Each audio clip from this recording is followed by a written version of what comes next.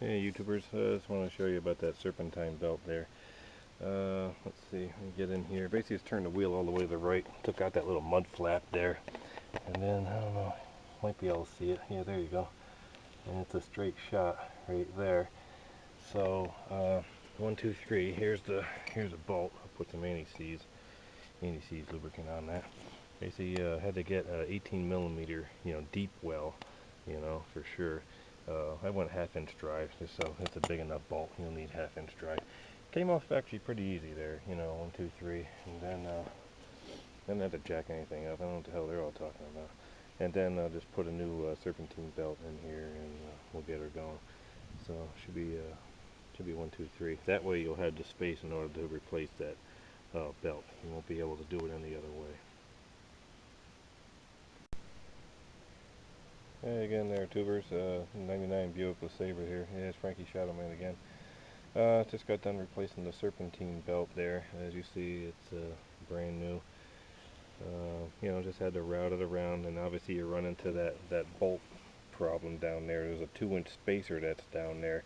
Basically, you just need a 18 millimeter deep well socket, and I highly recommend turning the wheel all the way to the right before you do it, and then just get a half-inch, with a half-inch drive, 18 millimeter deep well. I didn't even need the reversed Torx bit. The E10 didn't even need it because it stayed right with it, so it was actually perfect. I just put a little anti-seize lubricant on that bolt so it'll come out, again when the time comes. So it was all set. 1, 2, 3. It took like about a half hour total.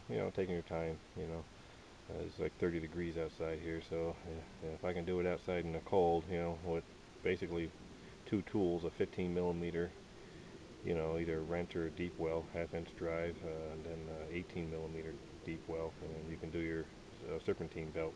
For the one that has the motor mount that's in the way, that one always runs, it runs interference, basically, and everybody thinks you got to take the stupid motor mount out, and you got to jack up the engine, all that stupid crap. I didn't have to jack up the engine at all. I just got it right from here, right inside there. There's that plastic, the plastic area with those two little plastic bolts, if you will. They just pull right out. They just pull out, and then the thing just comes right out, and then that splash guard just get it right out of the way there. You know what I mean? And then you got a direct shot for it. 1, 2, 3, comes right out. I mean, if I can do it, anybody can. So, I've been working on cars all my life, but still, you just never know. And like I say, new coil pack, new everything. I put dates on everything, even the fuel pressure regulator, which I highly recommend. Get rid of that Delphi one. There's been a known recall for that it will, the diaphragm will rupture, stall your vehicle, could explode your inner plenum. You'll just get stuck in the middle of nowhere. So get a good 3-year warranty one from Napa. Spend the extra $10 and get the real one, not the junk one. See, mine didn't have a diagram for the serpentine belt, so you either got to take a picture of it, and I would highly recommend, or just the back of the belt. When you buy a new belt, it gives you one, but it wasn't really correct for my vehicle. And Chilton manual kind of gave you some information, just not enough. So that's pretty much it. I'm gonna take it for a run.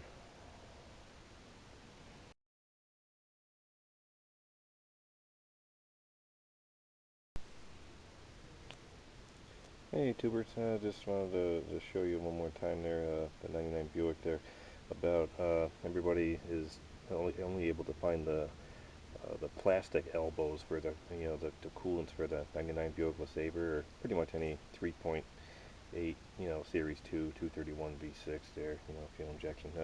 These are actually, see that? Yeah, not plastic. Plastic ones are crap. So these are only like $3 more, so, and be an idiot not to get them. There's the number on it, 47065 HP. Actually says help aluminum heater hose fittings. And they have the better O-rings, because the other ones I noticed with the plastic ones, the O-rings really weren't thick enough, and I've heard horror stories where even the new ones leak, and you got to dip them in antifreeze before you put them in, so they go in a little easier. And basically it's, 1, 2, 3. Obviously one's bigger than the other. You can't goof them up. I mean, they're two totally different sizes. And then about the fuel pressure regulator, I failed to mention Actually, I got a much better one from Napa, and it was only like $5, $10 more. Last one I got from was it United Auto Supply.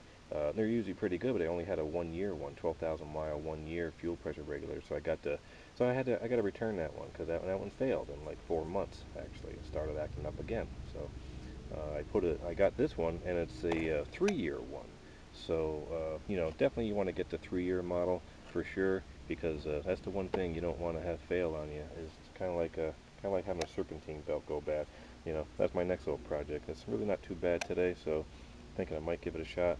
Might have to jack the engine up, and I do have the bits. I just don't know if I got the 18-inch deep well to do it today, but obviously you get the better belt. Spend a couple extra dollars, get the better stuff.